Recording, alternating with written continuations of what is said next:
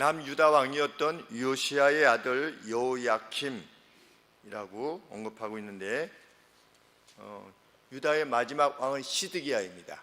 그러니까 그 앞선 왕입니다. 그러니까 우리 34장에 보면 시드기야에 대한 내용이 나오는데, 그러니까 이 뒷장에 있으면서 불구하고 연대기적으로 이게 나중에 된 것이 아니라 어떤 먼저 있었던 사건들도 뒤에 이렇게 하나씩 배열해 놓고 있다는 사실을 우리가 알게 됩니다. 우리 36장 유다왕 요시야의 아들 여호야킴 4년에 이렇게 또 언급한 것을 보면 그때 어간에 하나님의 말씀이 집중적으로 여호야킴에게 이런 것으로 이렇게 여겨집니다. 그리고 여호야킴 통치 시대에 여호야킴이 608년에 통치를 시작해서 주전 예수님 오시기 전 608년에 시작해서 598년까지 약 11년 내지 12년을 남쪽 유다를 통치했습니다.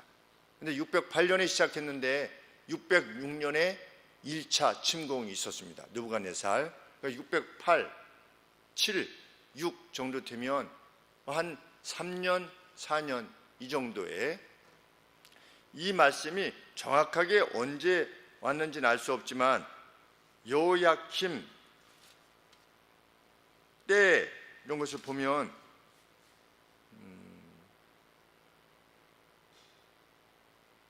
그리고 어떤 그 전쟁에 대한 언급이 아직 없는 것을 보면 608년에 왕이 시작됐는데 606년에 침공이 들어왔는데 그러면 그 3년 내에 이 말씀이 주어졌을 가능성이 매우 큰 것이지. 그러니까 왕위에 오른 지 얼마 되지 않아서 이 말씀이 여호야킴에게 이르게 되었다는 것을 알게 됩니다.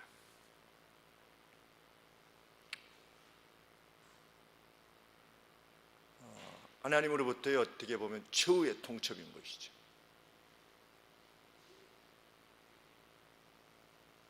그런데 말을 듣지 않은 것이죠. 하나님의 말씀을 듣지 않은 것입니다. 나중에 이제 죽임을 당하죠.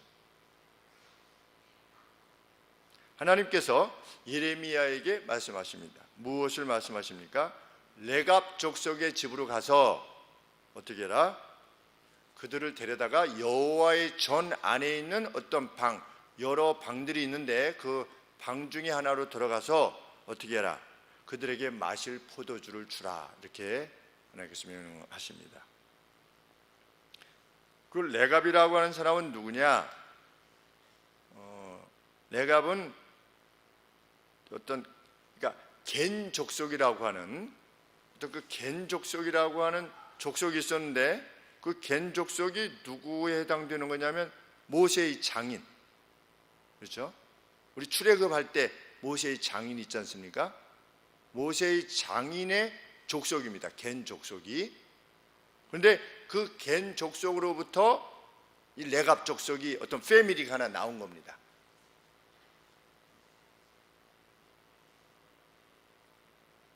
그런데 이 겐 족속은 나중에 이스라엘과 함께 가나안 땅에 들어온 거죠. 그래서 혈통적으로는 아브라함의 혈통이 아니지만 같은 하나님을 섬기면서 살았던 것입니다. 어디에 살았냐면 사해, 이스라엘 사해 쪽, 이스라엘의 남동쪽에서 가계를 이루어서 살았다. 남동쪽.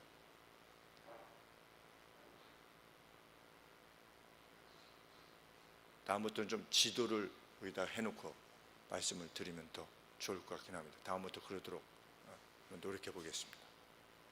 네, 이스라엘이 있는데 남동쪽인 거죠. 이렇게 남동쪽에 미디안 광야 그쪽이죠. 그런데 우리 주석에 보니까 1863년에 울프라고 하는 이스라엘 선교사가 거기를 연구했는데, 그 메소포타미아와 예멘 있죠? 예멘의 사막 지역에 여전히 누가 살고 있다? 레갑 족속이 살고 있다라고 하는 것을 보고했습니다. 1863년에. 놀라운 일이 아닐 수 없죠. 지금 이게 몇 년 차입니까? 그렇죠? 주전 600년대인데 1863년이면 1860년에다가 600년을 더하면 2460년, 2460년 뒤에도 누가 살고 있냐면 그 땅에 레갑 족속이 살고 있는 겁니다. 참 놀라운 일이 아닐 수 없습니다. 무엇에 대한 약속의 성취입니까? 우리 19절에 보시면, 그러므로 나 만군의 여호와 이스라엘 하나님이 이같이 말하노라, 레갑의 아들 요나답에게서 내 앞에서 설 사람이 영영이 끊어지지 아니할 것이다, 이렇게 말씀하셨는데 정말 그렇게 진행되는 것입니다. 참 놀라운 일이 아닐 수 없습니다. 우리 사무엘상 15장 6절에 보면, 그들이 출애굽 당시에 광야에 있을 때 이스라엘 백성들에게 아주 호의적이었고, 또 이후에 그들의 조상 여호나답, 오늘 여기 여호나답이라고 되어 있나요?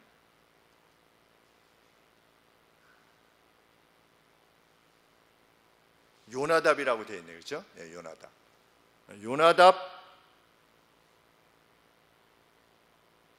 요나답은 사사기 시대의 예후를 지지했다. 그러니까 모세가 이끌고 나올 때 그 겐 족속이 이스라엘 편을 들어줬다는 겁니다. 그렇죠? 그 다음에 쭉 지나고 나서 요나답이라고 하는 어떤 그 패밀리가 있었는데, 그 패밀리가 예후가 사사로서 개혁을 할 때, 여호수아 다음에 사사들이 이렇게 있었는데 이스라엘의 악을 제할 때에 그 요나답이 예후의 편을 든 것입니다. 그것이 열왕기하 10장 15절에 등장합니다. 그래서 너는 누구냐? 나는 누굽니다. 그랬더니 나랑 같이 말 타고 가자, 이렇게 해가지고 예후가 그 요나답을 이끌어서 자기 마차에 태워가지고 가는 장면이 나옵니다. 그래서 북이스라엘에서 바알 숭배를 끝낼 때 같이 협력했던 가족이었습니다. 패밀리였던 거죠.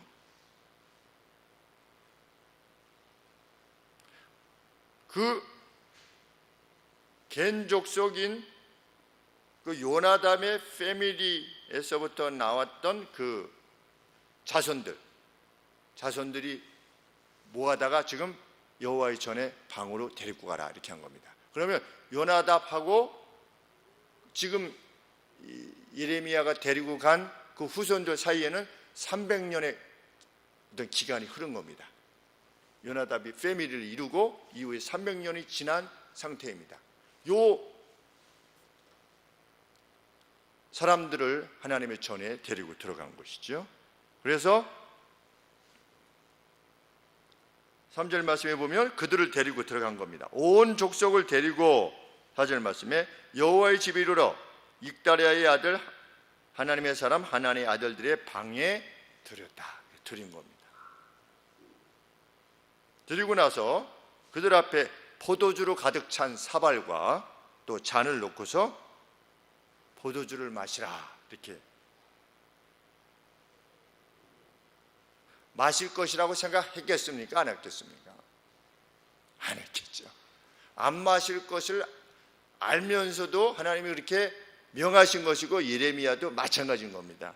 그러면서 마시라, 어떤 그 사인이지요. 하나님께서 사인으로서 보여주시는 것입니다. 그런데 그들이 정중하게 말을 하는 겁니다. 우리의 조상 레갑의 아들 그 요나답이 우리들에게 포도주를 마시지 말라고 했습니다. 그래서 정중하게 마시지 않는 것입니다. 그러면서 그들이 이후로 뭐라고 말을 하는 겁니까? 7절 말씀에 포도주를 영원히 마시지 말며 뿐만 아니라 집도 짓지 말며 씨도 뿌리지 말며 포도원도 재배치 말며 가지지도 말고 너희 평생에 텐트에 거처해라. 하우스를 갖지 말고 텐트에 거처해라. 그리하면 너희의 우고하는 땅에서 너희 생명이 길리라 하였으므로.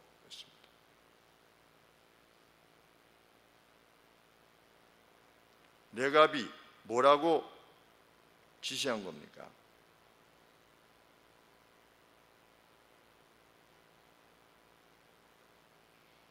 포도주뿐만 아니라 그러니까 고정된 집을 세우지 말아라. 씨도 뿌리지 말고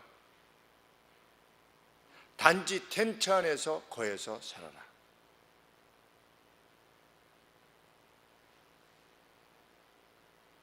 그러면 요나답이, 레갑의 후손인 요나답이 그렇게 명령을 하면서 자기의 자녀들에게 원했던 것은 무엇이겠습니까? 이 세상에 집착하지 말고 살아라. 너희는 무엇으로 살아라? 나그네로 살아라.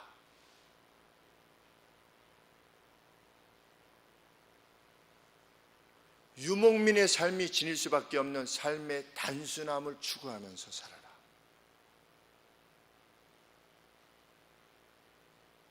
도시 생활에 살다 보면 오염이 있을 수 있죠. 미국이라는 나라도 그러합니다.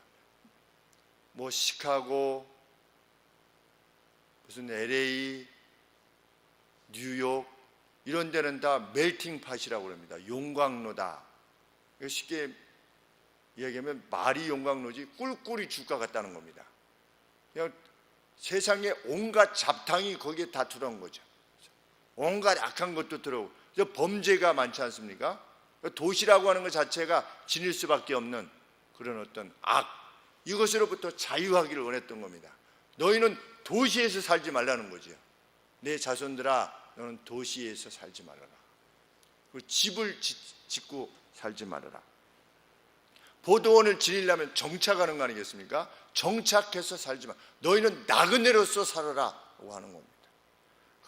유목민의 삶이 얼마나 힘든 삶이겠습니까? 사실 정착하려고 하지 사람들이 다 집시와 같이 떠돌아다니면서 사는 겁니다.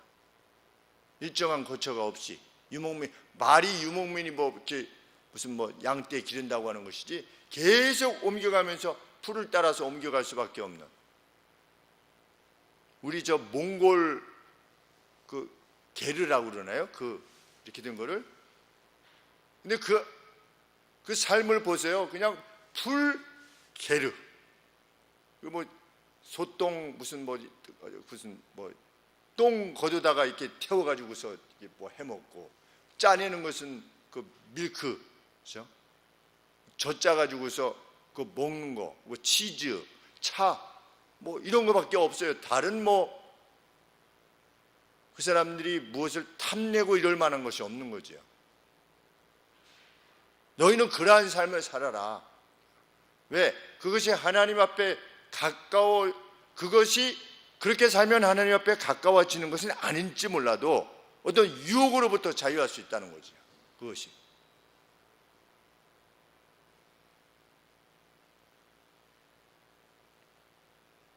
부가 초래하는 괴로움. 우리 자녀들에게 잘 해주고 가는 건 뭡니까? 유산을 남기지 않고 가는 것이 잘해주는 것이다. 그렇죠?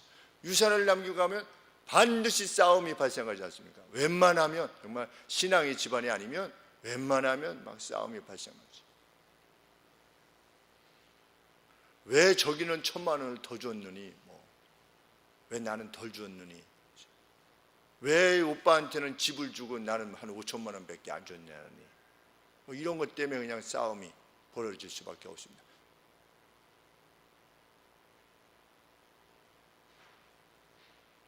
그런데 이들이 뭐라고 말합니까?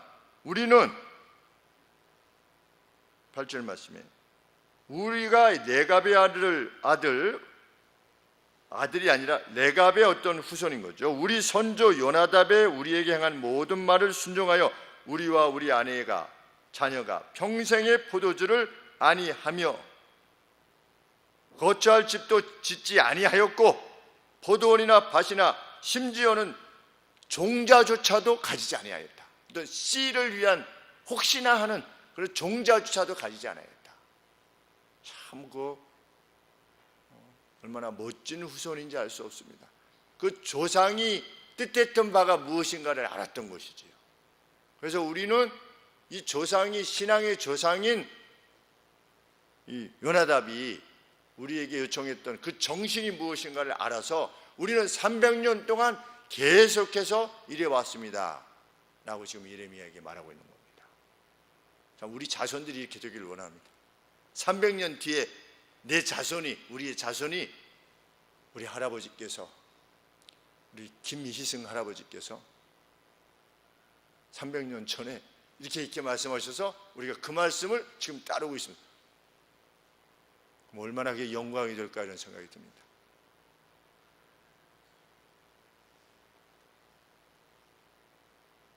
그러나 11절 말씀에 우리가 지금 텐트에 있지 아니하고 지금 예루살렘에 있을 수밖에 없었던 이유는 바벨론 왕이 쳐들어와서 잠깐 그 뜻과 일치하지 않지만 상황에 따라서 지금 잠깐 들어와 있는 것이지만 그것이 우리의 본래의 의도는 아닙니다. 이렇게 말하는 것입니다. 얼마나 멋진 레갑 족속인지 알 수 없습니다.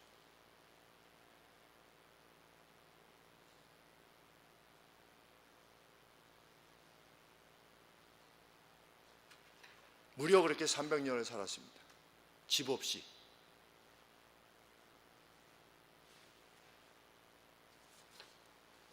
이때 하나님으로부터 계시가 예레미야에게 임합니다. 가서 예루살렘 거민에게 말해라. 유다 거민들에게 말해라. 14절 말씀에 너희는 내 말에 경청하여 가르침을 받으려 하지 않으려 하느냐? 너희는 내 말을 들으려 하지 않는구나. 요나답의 말은 그들의 후손들에 의해서 준수가 되고 있는데 우리가 그 집합을 보면 그 요나답의 자손들, 레갑의 그 자손들이 진부분 집합인 거죠. 그러니까 이스라엘 백성에서 하나님이 나를 섬겨라 이렇게 이스라엘 안에 이 레갑 족속들이 있었으니까 안에 나를 섬겨라 이랬는데 레갑 족속은 나를 섬기라고 하는 하나님의 말씀을 따르는데 누구의 말을 염두에 둔 겁니까? 자기의 선조 요나답의 말을 염두에 둔 겁니다. 요나답이 그렇게 요청한 것은 나를 섬겨라고 하시는 하나님의 말씀을 순종하기 위해서 자기의 자손들이 이렇게 명한 것이죠. 그래서 그들의 후손들은 자기의 조상이 하나님을 섬기고자 하는 의도를 바로 위해서 지키고 있는데 내가 말한 것에 대해서 너희들은 하나도 귀를 기울이지 않는구나.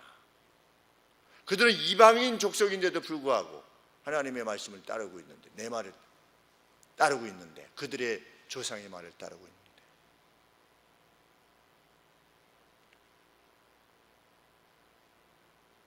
그러면서 17절 말씀에 하나님께서는 유다와 예루살렘에 이미 언급하신 경고하신 모든 재난을 내가 부을 것이다 이렇게 천명하십니다. 하나님은 갑자기 벌하시지 아니하십니다. 참 우리 예레미야 내용을 보면 이사야 선지자 내용도 그렇지만 돌이키지 않을 때 어게인이라고 하는 표현이 계속 나옵니다. 내가 다시금 거듭하여 너희에게 말했어도 너희가 내 말에 귀를 기울이지 아니하였도다. 우리 하나님께서 갑자기 화를 내시지 않습니다. 분노하시지 않고 성경에 보면 계속해서 참아가시면서 어떻게 합니까? 그 아비의 죄악을 3, 4대에 이르기까지 지켜보시는 겁니다. 그래서 아비의 죄악을 3, 4대까지 그 후손들이 계속할 때 어떻게 하시는 겁니까? 하나님께서 벌하시는 것입니다. 아비 죄 때문에 여기를 공격하시는 것이 아니고 아비의 죄악을 3, 4대까지 이르게 하느니라. 그게 그게 흘러간다. 무슨 죄악의 저주를 그쳐라. 어떤 멍청한 사람이 그런 식으로 말을 하는데 성경이 그렇게 말하는 게 아니라 그 카이란 델리치 주석에 보면 그 뜻이 뭐다? 아버지가 잘못하면 그 죄악을 그 다음 때 계속해서 하나님이 미치시게 하겠다? 그거 아니라는 거죠. 하나님은 인자가 끝이 없으셔서 의인들에게는 어떻게 하신다? 천대까지 복을 베푸신다. 의인을 생각해서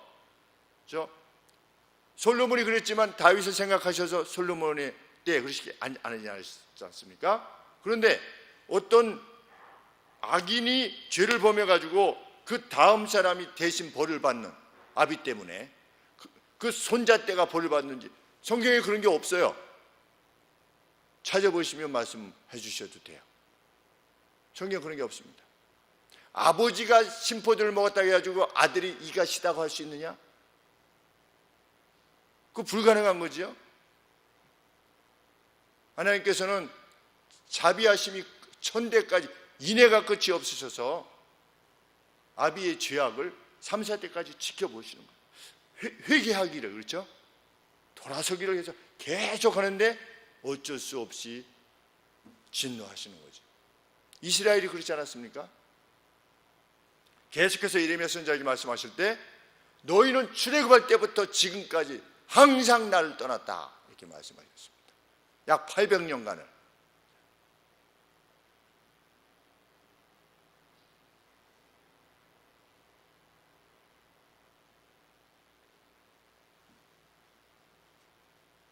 그러면서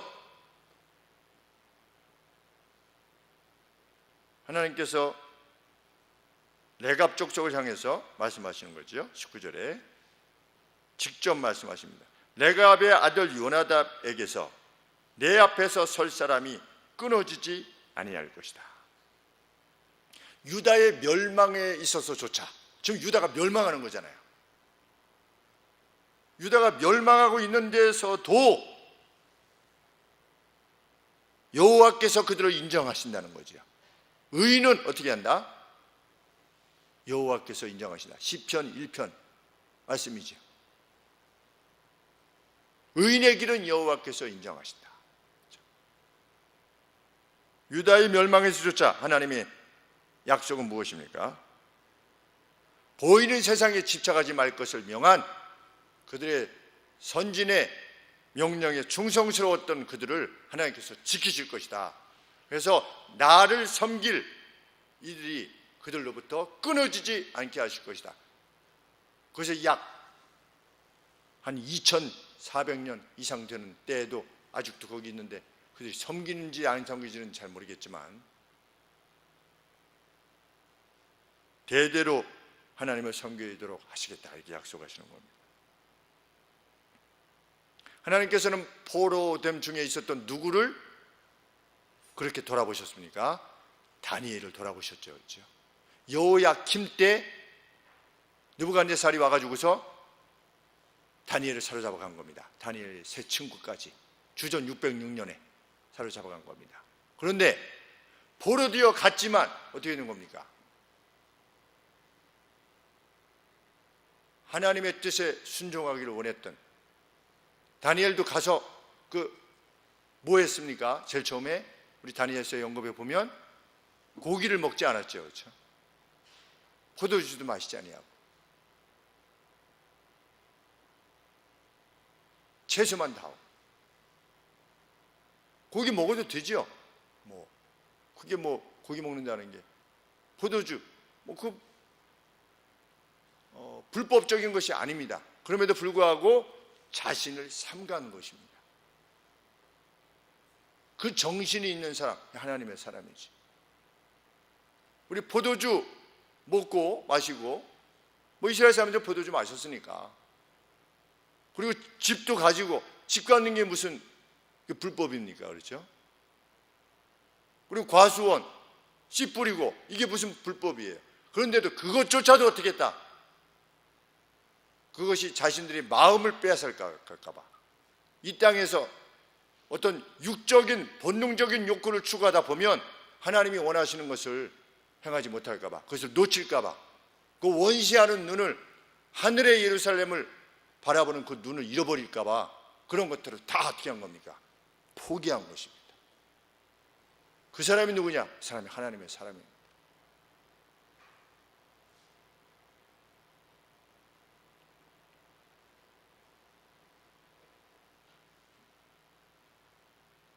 그 세 친구들의 결연한 의지에 대해서 하나님은 응답하셨지요. 불못불 속에 들어가도 나오게 하시는 겁니다.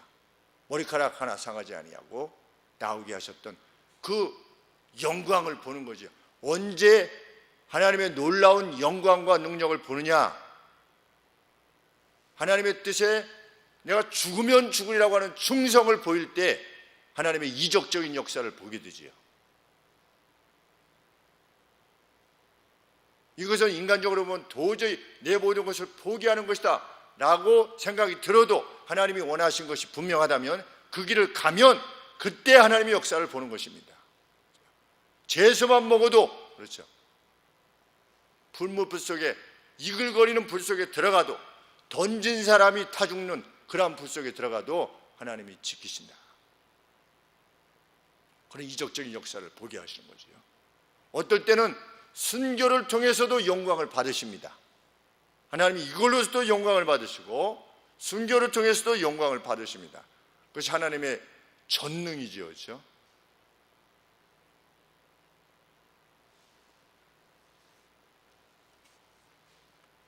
유다와 예루살렘 거민이 진정 싸워야 됐던 것은 느부갓네살이 아니고 뭐다? 그들 안에 있었던 말씀에 대한 불순종이었다. 그것이 원인이 되어서 그들에게 고통이 왔기 때문에 우리의 가정과 사회와 국가,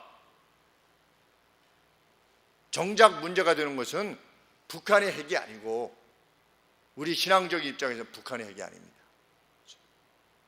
어떤 정치적인 무슨 보복 이런 것도 아닌 거죠. 그런데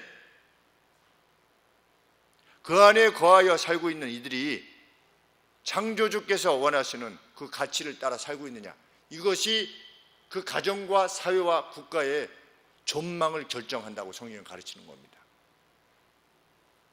그래서 동성애가 무서운 거지요.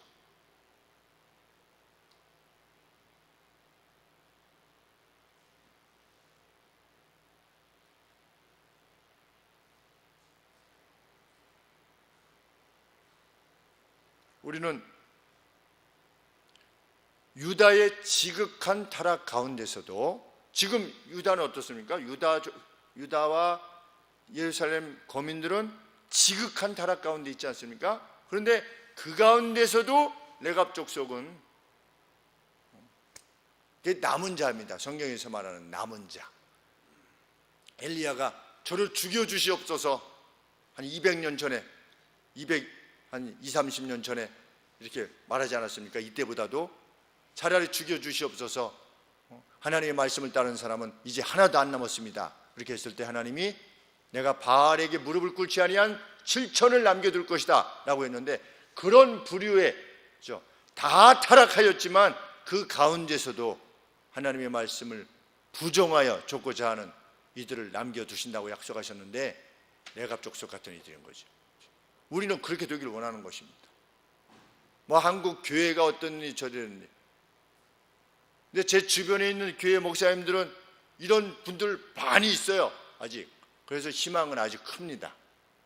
윤석삼 목사님도 마찬가지시고, 얼마든지 서울에서 사역하실 수 있는 분이십니다. 지적인 능력이나 그분의 어떤 사역자로서의 커리어를 이렇게 보면 얼마든지 할 수 있는데, 자신은 시골을 가서 섬기겠다 그래가지고 졸업하자마자 시골로 내려가셨습니다. 그래서 80대, 90대 할머니 할아버지들을 섬기면서 거기에 이제 농업지도 해 나가시면서 지금 섬기고 나가시고 있습니다. 그런 분들이 저희 동기 목사님들만 해도, 우리 합신 교단에 저희 동기 목사님들만 해도 많아요. 제가 존경할 만한 그런 목사, 뭐 김천에도 계시고, 김천에 2분, 무장 장수에 1분, 서울에도 또 몇 분 계시고 다 레갑 족속 같은 이들입니다.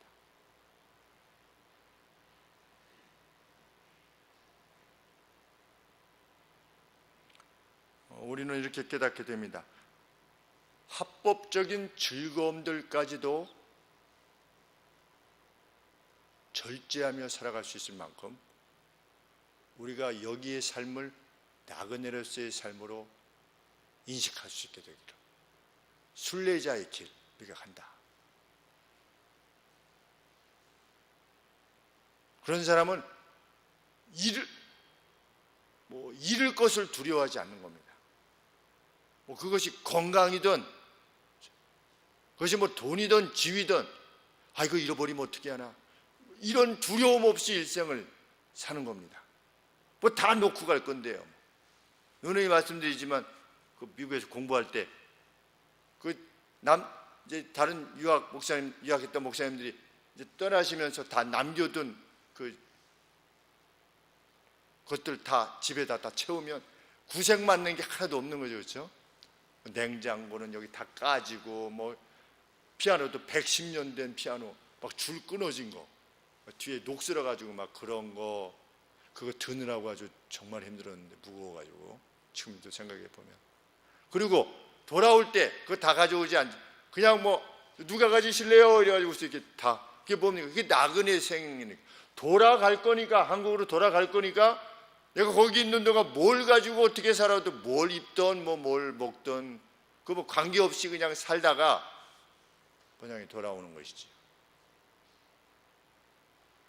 우리 그런 표현을 많이 쓰지 않습니까? 어린아이들이 바닷가에서 모래로 모래성을 쌓다가 엄마가 자, 밥 먹으러 가자 그러면 미련 없이 그냥 다 놓고 이제 가는 것처럼 우리의 삶이 그런 것이다. 아버지 나라로 가는 것이다. 고향으로. 그런 자유함이 있는 사람들이 누구였느냐? 레갑 족속이었다는 것이죠. 300년 동안. 우리도 그렇게 되기를 원하는 것입니다. 이미 그리고 그런 자유함을 누리고 살고 있고, 그래서 감사한 거지요. 그 무엇을 보이는 그 어떤 것을 붙잡을 것으로 여기지 아니하고, 그렇죠? 계속해서 주며, 그렇죠? 원수도 사랑하며. 왜? 저 사람도 갈 거니까.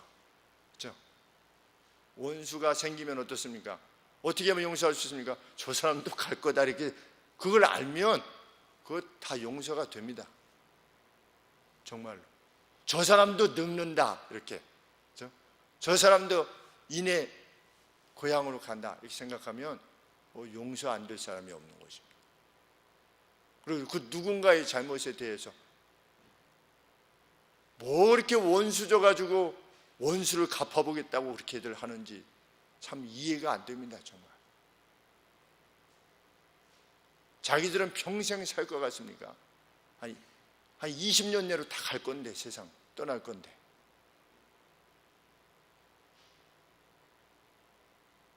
우리는 세상과 다르죠.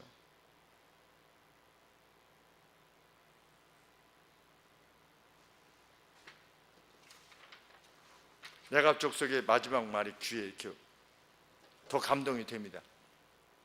우리가 여기 머물게 된 것은 바벨론이 쳐들어와가지고 잠깐 피한 겁니다. 그 레갑 족속이 용감무쌍해서 그렇다는 것이 아니다는 거죠. 원래 레갑 족속은 무적의 족속이 돼가지고서 와도 그냥 우리가 하겠다 이런 족속이 아니라, 때로 보편적인 괴로움이 오면 잠깐 피할 수도 있는, 그죠? 잠깐 피하여 있을 수도 있는, 그게 못입니다. 그게 못.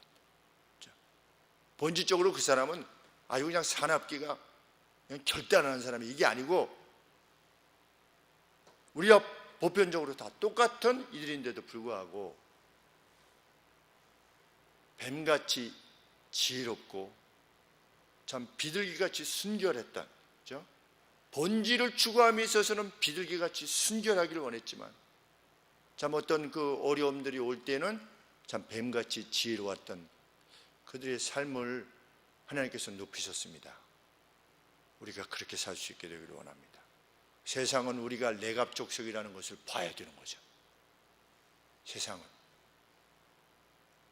텐트에 살기를 더 소원하는 사람들이다.